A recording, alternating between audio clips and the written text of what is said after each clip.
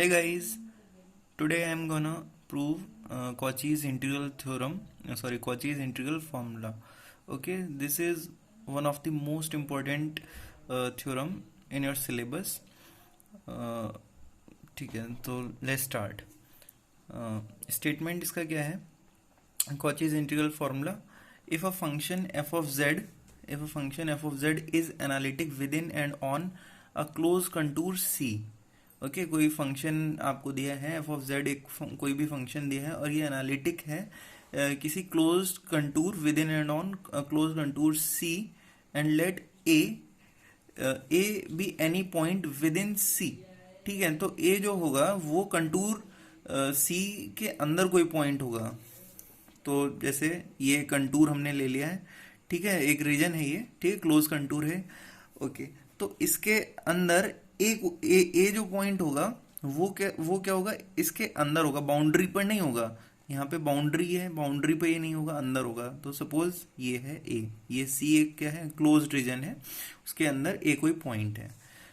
तो Cauchy's integral formula क्या कहता है कि एफ ऑफ जेड कोई एनालिटिक फंक्शन है और close contour within and on a close contour पे वो डिफाइन है, और ए क्या है, कोई पॉइंट है उस कंटूर के अंदर। देन उस पॉइंट पे, इस ए पॉइंट पे जो फंक्शन की वैल्यू होगी वो कुछ इस तरह से दी जाती है। क्या, 1/2πi integration F Z D Z upon Z minus A along contour C. ठीक है, तो ए पॉइंट पे फंक्शन की वैल्यू इस तरह से दी जाती है। तो ये है कॉचीज इंटीग्रल फॉर्मूला। ओके, तो इसको प्रूव करते हैं। बहुत ही इंपॉर्टेंट है ये, हर 2-3 साल में आता रहता है ये। ठीक है, तो suppose F of Z is analytic within and on a close contour C, जैसे थ्योरम में बोला है, and capital A is an interior point. ये भी थ्योरम में बोला है कि जो स्मॉल ए पॉइंट होगा वो कंटूर के अंदर होगा। दैट मीन्स कंटूर के अंदर होगा, इसका मतलब क्या है, इंटीरियर पॉइंट होगा। ओके, कंसिडर अ फंक्शन, एक फंक्शन हम डिफाइन कर लेते हैं। देखो यहाँ पे हमें ये प्रूव करना है ना कि ए पॉइंट पे फंक्शनल वैल्यू किसके इक्वल होगी, 1/2πi integration F Z upon Z minus A और डी जेड, उसका इंटीग्रेशन करना है। तो F Z upon Z minus A का इंटीग्रेशन हो रहा है, तो एक फंक्शन हम इसी तरह से डिफाइन कर लेते हैं, फाई ऑफ जेड। तो phi of Z equal to कितना है, F of Z upon z minus A. ये फंक्शन हमने क्या कर लिया, डिफाइन कर लिया। तो evidently phi of z is analytic. Phi of z analytic होगा, क्यों होगा एनालिटिक, देखो f ऑफ z हमको दिया हुआ है क्वेश्चन में, एनालिटिक है, और z माइनस ए क्या है, एक टाइप का पोलिनोमियल फंक्शन है। ठीक है ना, तो f ऑफ z एनालिटिक है, z माइनस ए एनालिटिक है, तो दो फंक्शंस का जो एनालिटिक फंक्शंस का जो कोशेंट होता है उनको डिवाइड करेंगे तो वो भी एनालिटिक होगा। बट अगर हम इसको ध्यान से देखें तो ये एनालिटिक तो है ये फंक्शन, बट ए पॉइंट पर नहीं है। क्यों, क्योंकि अगर हम z को z की जगह पे a रखेंगे तो a माइनस ए कितना हो जाएगा, 0 and something upon 0 infinity. So then evidently phi of z is analytic within and on c। इस कंटूर c, पूरे कंटूर c में ये एनालिटिक होगा, but except at z equals to a। तो ये फाई ऑफ z जो नया function हमने डिफाइन किया है ये सब जगह एनालिटिक होगा, but z equals to a point पर एनालिटिक नहीं होगा। आगे चलते हैं, तो अब क्या करेंगे, let us draw a circle gamma centred at a। तो ये जो फाई ऑफ z जो फंक्शन है किस पॉइंट पे एनालिटिक नहीं है, a पॉइंट पे एनालिटिक नहीं है, और a कहाँ है, कंटूर c के अंदर है। तो a को सेंटर एज्यूम करके हम क्या करेंगे, एक सर्किल को ड्रॉ कर लेंगे और सर्किल का नाम गामा रख देते हैं, और इस सर्किल की जो रेडियस है उसको हम r बोल देते हैं। ठीक है, तो let us draw a circle gamma centred at a with radius small r such that gamma does not intersect c। अब देखो यहाँ पे ये इंपॉर्टेंट बात है, जो आप गामा सर्किल बनाएंगे वो गामा सर्किल c की बाउंड्री को इंटरसेक्ट नहीं करना चाहिए। हो सकता है ए यहाँ पर हो, या हो सकता है ये बाउंड्री के बहुत क्लोज हो, लेकिन अगर बहुत क्लोज भी होगा तब भी जो डिस्टेंस होगी, सपोज बहुत क्लोज है ए और सी के, इस बाउंड्री के बीच में बहुत ही स्मॉलेस्ट डिस्टेंस है, सपोज एप्सिलॉन डिस्टेंस है, तो आप एप्सिलॉन बाई 2 डिस्टेंस का रेडियस लेकर एक सर्किल ड्रॉ कर सकते हैं। ठीक है ना, तो वही है यहाँ पे इस तरह से आपको सर्किल ड्रॉ करना है कि गामा इंटरसेक्ट नहीं करेगा किसको, सी को। ओके आगे, evidently phi of z is analytic in the annulus formed by gamma and c। तो जो फाई ऑफ जेड है आपका वो पूरे सी में एनालिटिक है, बट कहाँ पे एनालिटिक नहीं है, ए पॉइंट पे नहीं है एनालिटिक। तो ए पॉइंट पे एनालिटिक नहीं है, तो अगर हम एक एनुलस बनाएं, एनुलस का मीनिंग क्या है, एक रिंग शेप्ड। देखो इस पूरे रीजन में से अगर आप इस सर्किल को हटा देंगे तो ये जो डॉटेड वाला जो दिख रहा है ना आपको सर्किल, इस सर्किल के बाहर ये डॉटेड वाला, तो ये क्या है, ये एनुलस है, रिंग शेप्ड है। तो इस रीजन में तो phi of z completely analytic होगा। केवल एक ही पॉइंट पे दिक्कत थी, तो उस पॉइंट के अराउंड हमने छोटा सा सर्किल क्रिएट किया और उसको हम एक्सक्लूड कर दे रहे हैं, तो ये एक एनुलस फॉर्म हो रहा है। अब इस पूरे एनुलस में ये फाई ऑफ जेड कैसा होगा, एनालिटिक होगा, है ना।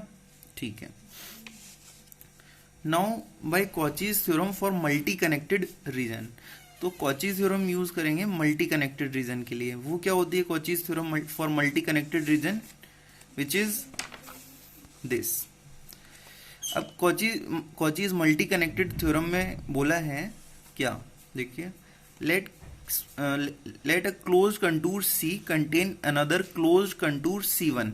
देखिए कोई C क्या है, कोई क्लोज कंटूर है और उसके अंदर एक और क्लोज कंटूर है C1। Okay, and f of z be analytic at every point lying in the ring shaped domain bounded by C and C1। और जो फंक्शन है f of z वो क्या हो, ये जो एनुलस बन रहा है इन दोनों कंटूर से, दोनों क्लोज कंटूर से जो एनुलस बन रहा है, जो ये डॉटेड वाला शेप है, ठीक है, उसमें कैसा हो, एनालिटिक हो। तो क्या होगा, f ऑफ z का जो इंटीग्रेशन होगा c कंटूर के अलोंग एंड c1 कंटूर के अलोंग, वो दोनों इक्वल होगा। चाहे आप f ऑफ z को इस c कंटूर के अलोंग इंटीग्रेट करिए या फिर c1 कंटूर के अलोंग इंटीग्रेट करिए, वो दोनों ही इक्वल होता है। ठीक है, तो ये होती है Cauchy's theorem for multi connected region. ठीक है, इसका प्रूफ नहीं है, केवल स्टेटमेंट यूज होता है। तो एक बार पढ़ लेना आप इसको अच्छे से, तो इसको यूज करते हैं।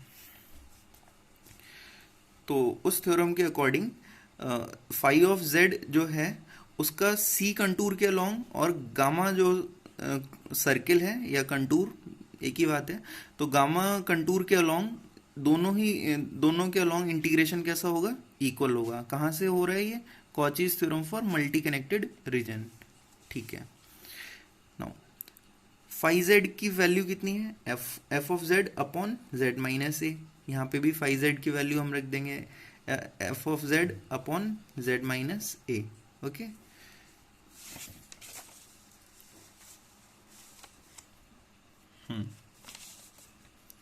सो phi of Z upon Z minus a along contour C is equals to, तो यहां पर भी उतना ही था, बट हमने यहां पे क्या किया है, f ऑफ a को माइनस किया है, f ऑफ a को प्लस किया है। ठीक है, आगे इधर तो लेफ्ट हैंड साइड में ऐसे ही रहेगा। अब यहां पर जो हमने किया था f of z minus f of a, तो f of z minus f of a upon z minus a को यहाँ पे रखा, ये dz इधर आ जाएगा, और f of a upon z minus a इधर और dz। ठीक है ना, तो मतलब डिस्ट्रीब्यूट कर दिया इधर, इंटीग्रेशन की basic property. Okay, next step में लेफ्ट हैंड साइड तो वैसे ही रहेगा, ये स्टेप भी वैसे ही रहेगा। अब अगर हम इसको ध्यान से देखें, ये कितना है, ये है f of a। A point पे फंक्शन की वैल्यू क्या होगी, कुछ कांस्टेंट होगी, तो ये कांस्टेंट को इंटीग्रेशन से बाहर कर दिया, ये हो जाएगा कितना, 1 अपॉन जेड माइनस ए dz। इसको ले लेंगे equation number 1। Here gamma is given by, देखो गामा क्या है, गामा सर्किल है, और कैसा सर्किल है, जिसकी रेडियस a है, सॉरी जिसका सेंटर a है और रेडियस r है। तो सर्किल की इक्वेशन क्या हो जाएगी, mod of z minus A equals to r। Okay, तो ये सर्किल की इक्वेशन है, बट z माइनस ए क्या होगा, z माइनस ए, देखो z क्या है, एक कॉम्प्लेक्स वेरिएबल है, a क्या है, a एक पॉइंट है, कॉम्प्लेक्स नंबर होगा। तो किसी भी कॉम्प्लेक्स नंबर को हम इस फॉर्म में लिख सकते हैं ना, पोलर फॉर्म में, r e to the power i theta form में। ठीक है, तो z minus A equals to r e to the power i theta, तो a को इधर ले आएंगे तो प्लस हो जाएगा, z equals to a plus r E to the power I theta, i theta होगा, सॉरी डी थीटा नहीं होगा यहाँ पे। ओके, अब इसको अगर हम डिफ्रेंशिएट करेंगे तो z का तो कितना हो जाएगा, डी जेड, ए क्या है, कांस्टेंट है, फिक्स है, उसका तो जीरो हो जाएगा। R E to the power I theta, r radius है, रेडियस भी फिक्स्ड है, थीटा वेरी करेगा, थीटा 0 से 2 पाई तक सर्किल के लिए, तो थीटा के रेस्पेक्ट में इधर होगा तो E to the power I theta का होगा, तो E to the power I theta का डिफरेंशिएशन उतना ही रहेगा, बट आई आगे आ जाएगा और थीटा का अगेन होगा तो कितना हो जाएगा, d theta. That means d z equals to r i e to the power I theta d theta, और थीटा कहाँ से कहाँ तक, 0 से 2 पाई तक। Okay, so integration along circle gamma d Z upon Z minus A equals to, d z की value हम ऊपर से सब्सटीट्यूट कर देंगे which is r i e to the power I theta d theta, and Z minus A की value देखिए यहाँ से आ जाएगी, Z minus A equals to R E to the power I theta. तो R E to the power I theta से ये cancel हो जाएगा, आई बचेगा, आई एक कांस्टेंट है तो कांस्टेंट बाहर, अंदर कितना, D theta, 0 to pi, D theta का sorry D theta integration of D theta कितना हो जाएगा, थीटा, और upper limit minus lower limit, तो ये कितना हो जाएगा, आई 2 पाई माइनस 0, तो मल्टीप्लाई करेंगे कितना मिलेगा, 2 पाई आई। ओके, इसको इक्वेशन 2 ले लेंगे। नाउ यहाँ पे अभी हमने इक्वेशन 1 लिया था, तो ये वैल्यू अभी रिसेंटली हमने इक्वेशन 2 में कैलकुलेट की है, तो इसकी जगह पे हम रख देंगे कितना, 2 पाई आई, है ना। तो यूजिंग इक्वेशन 2 ये है, दिस इक्वल्स टू 2 पाई आई, ये इक्वेशन 2 है, इसको यूज करेंगे कहाँ, इक्वेशन 1 में। इक्वेशन 1 कहाँ है, ये है ऊपर, ये है इक्वेशन 1। सो कितना हमको मिलेगा, integration along contour c equals to, ये टर्म तो वैसे ही रहेगा, प्लस 2 पाई आई, देखिए यहाँ पे एफ ऑफ ए था और ये इंटीग्रेशन था, इस इंटीग्रेशन की वैल्यू इक्वेशन 2 में हमने कैलकुलेट की है, कितनी है, 2 पाई आई, तो यहाँ पे हम कितना पुट कर देंगे, 2 पाई आई, इसको इक्वेशन 2 ले लेंगे, नहीं सॉरी, हाँ यहाँ पे ये 2 pi I into F of ए आ जाएगा। ओके, तो इसको हम इधर ले आएंगे तो कितना हो जाएगा, माइनस में आ जाएगा ए, तो ये कितना मिला हमको, F Z D Z upon Z minus A, sorry D Z एक ही बार है, along contour C minus 2 pi I F A equals to integration along gamma F Z minus F of A over Z minus A D Z, इसको equation 3 लेंगे।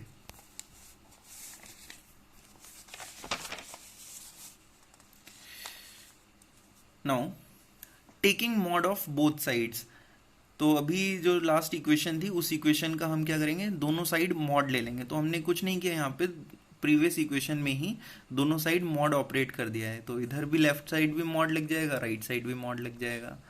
अब देखो एक formula आपने पहले भी पढ़ा होगा, इनइक्वालिटी होती है कि जब हम इंटीग्रल के साइन को मॉड से बाहर लाते हैं तो क्या लेस और इक्वल्स टू का साइन इंट्रोड्यूस हो जाता है, तो जब ये इंटीग्रेशन का साइन बाहर आएगा तो लेस और इक्वल्स टू का साइन आ जाएगा। अब नाउ ये मॉड का क्या होगा, मॉड ये पूरा इसका हो जाएगा, इस पूरी क्वांटिटी का मॉड होगा, ठीक है। अब मॉड की भी हमको वेरियस प्रॉपर्टीज पता है, कोशेंट में अगर मॉड होता है तो वो डिस्ट्रीब्यूट हो जाते हैं न्यूमरेटर और डिनोमिनेटर में, तो पहले तो ये इस पूरे का मॉड होगा, फिर ये कोशेंट मतलब फिर ऊपर का मॉड अलग हो जाएगा और नीचे का मॉड अलग हो जाएगा, ऐसे ही मल्टीप्लाई में भी मॉड अलग हो जाता है।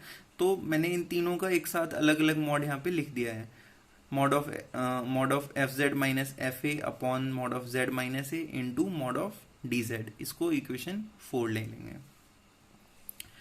Now F of Z is analytic at Z equals to A, देखिए फाई ऑफ जेड हमने जो डिफाइन किया था वो ए पॉइंट पे एनालिटिक नहीं था, बट थ्योरम में जो एफ ऑफ जेड स्टार्टिंग में दिया हुआ था वो तो सब जगह एनालिटिक था, तो क्यों, देखो हाँ, since f of Z is analytic within and on c, f of z theorem में बोला है वो हर जगह एनालिटिक है, तो ए पॉइंट वो सी के अंदर है, तो F of Z A point पर भी एनालिटिक होगा। ओके, ए पॉइंट पे कौन एनालिटिक नहीं है, ए पॉइंट पे फाई ऑफ जेड एनालिटिक नहीं है, एफ ऑफ जेड तो सब जगह एनालिटिक है, ठीक है। फाई ऑफ जेड हमने डिफाइन किया था, क्या था वो, phi of Z equals to था what, F of Z upon z minus A. तो phi of z A point पे एनालिटिक नहीं है, बट एफ ऑफ z तो सब जगह एनालिटिक है। तो F of z is analytic at z equals to A. तो जो एनालिटिक होता है वो डिफरेंशिएबल भी होता है, तो F of z is differentiable at z equals to A. और डिफरेंशिएबिलिटी इंप्लाई करती है किसको, कंटिन्यूटी को। तो F of z is continuous at z equals to A. तो समझ में आया। देखो थ्योरम में दिया है एफ ऑफ जेड एनालिटिक है, एनालिटिक है सब जगह एनालिटिक है, तो इसका मतलब ए पॉइंट पे एनालिटिक होगा। ए पर एनालिटिक है तो ए पर डिफरेंशिएबल भी होगा, और डिफरेंशिएबल है ए पर तो कंटिन्यूस भी होगा। तो कंटिन्यूस है तो कंटिन्यूटी की डेफिनेशन यूज कर लेते हैं ए पॉइंट पे। क्या होती है डेफिनेशन, एप्सिलॉन डेल डेफिनेशन होती है कि for every epsilon greater than zero there exist del greater than zero such that f of Z minus F of a less than epsilon whenever mod of z minus a less than del। तो ये तो epsilon del definition है, उसको use कर लिया हमने। Choosing r less than del, जो अगर हम उसकी रेडियस को, किसकी रेडियस को, ए पॉइंट के अलोंग जो सर्किल हमने ड्रॉ किया है उसकी रेडियस को, बहुत ही छोटा सर्किल है वो, एक सर्कुलर, एक्चुअली वो सर्किल नहीं, वो ए पॉइंट के अलोंग हमने क्या किया, एक सर्कुलर नेबरहुड ड्रॉ किया है। तो नेबरहुड में जो हम सर्कुलर नेबरहुड में जो रेडियस होती है वो एज स्मॉल एज पॉसिबल हम कंसिडर करते हैं।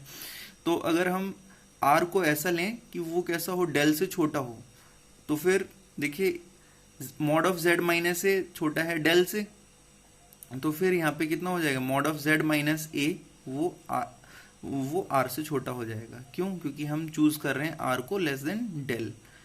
ओके, तो अब इक्वेशन फोर क्या है, this mod of this quantity less than this. Equation 4 में हम इक्वेशन 5 का यूज करने जा रहे हैं। तो देखो लेफ्ट हैंड साइड तो ये है लेफ्ट हैंड साइड, तो लेफ्ट हैंड साइड तो इतनी ही रहेगी। अब यहाँ पे देखिए, अभी हमने कंटिन्यूटी की डेफिनेशन में बोला कि mod of F Z minus F a, देखिए यहाँ पे ये है mod of F Z minus F a less than epsilon है, तो इस क्वांटिटी की जगह आ जाएगा लेस देन एप्सिलॉन। और mod of Z minus a less than r है, तो इस क्वांटिटी की जगह कितना आ जाएगा, आर आ जाएगा। तो यहाँ पे कितना आ जाएगा एप्सिलॉन, और यहाँ पे कितना आएगा आर। और ये जो लेस और इक्वल्स टू का साइन था वो किससे रिप्लेस हो जाएगा, देखिए ये दोनों क्वांटिटीज में स्ट्रिक्टली का साइन है, तो स्ट्रिक्टली से रिप्लेस हो जाएगा। तो हमको कितना मिलेगा, ये देखिए लेफ्ट साइड तो इक्वेशन 4 का सेम है, अब यहाँ पे स्ट्रिक्टली आ गया, और यहाँ पे ये एप्सिलॉन आ गया, देखिए इसकी जगह पे ये एप्सिलॉन आ गया, और इसकी जगह पे ये आर आ गया, ये देखिए ये यहाँ पे, ठीक है। और मॉड ऑफ डी जेड, और ये इंटीग्रेशन है अलोंग सर्किल गामा, ठीक है। तो एप्सिलॉन और आर तो कांस्टेंट है इंटीग्रेशन से बाहर। Now mod of D Z along integration gamma, तो डी जेड क्या है, बहुत ही छोटी क्वांटिटी है कि देखो डी जेड क्या है, बहुत ही छोटी क्वांटिटी है गामा सर्किल पे, और हम उसको इंटीग्रेट कर रहे हैं। इंटीग्रेट करने का मीनिंग क्या होता है, सम करना। तो जब हम गामा सर्किल के अलोंग बहुत छोटी छोटी क्वांटिटीज को पूरे सर्किल के अलोंग सम करेंगे, तो हमको क्या मिलेगा, इस सर्किल का, गामा सर्किल का सर्कमफ्रेंस मिलेगा। और गामा सर्किल का सर्कमफ्रेंस कितना होगा, 2 पाई आर। तो एप्सिलॉन अपॉन आर इंटू इसकी वैल्यू कितनी आ जाएगी, 2 पाई आर, आर से आर कैंसिल, तो कितना मिलेगा, 2 पाई एप्सिलॉन। नेक्स्ट लाइन में ये तो लेफ्ट हैंड साइड तो एज इट इज रहेगा, लेस देन, और लेस देन कितना है ये, 2 पाई एप्सिलॉन। 2 पाई एप्सिलॉन को देखिए 2 पाई तो कांस्टेंट है, एप्सिलॉन आर्बिट्रेरी था, तो इस पूरी क्वांटिटी को हम एप्सिलॉन डैश बोल देते हैं। सिंस 2 पाई कांस्टेंट है, एप्सिलॉन आर्बिट्रेरी है, तो जब एप्सिलॉन आर्बिट्रेरी है और एप्सिलॉन डैश किस पे डिपेंड कर रहा है, एप्सिलॉन पे ही डिपेंड कर रहा है, तो एप्सिलॉन डैश भी कैसा हो जाएगा, आर्बिट्रेरी हो जाएगा। Okay, since epsilon dash is arbitrary, so making epsilon dash tends to 0। तो एप्सिलॉन डैश कैसा है, एक आर्बिट्रेरी नंबर है, बहुत ही स्मॉलेस्ट पॉजिटिव क्वांटिटी है, तो जब ये 0 की ओर टेंड करेगा, तो जब ये क्वांटिटी आपका epsilon dash mod of this less than epsilon dash है, और जब ये 0 की ओर टेंड करेगा, तो इस मॉड की वैल्यू किसके इक्वल हो जाएगी, 0 के equal. That means integration F Z D Z upon Z minus A minus 2 pi F of A equals to 0। तो यहाँ से हम एफ ऑफ ए की वैल्यू कैलकुलेट करेंगे। F of A equals to कितना हो जाएगा, 1/2 integration F Z upon Z minus A D Z. Okay, so this is the complete analysis of this theorem. I hope I was helpful to you. Thank you so much.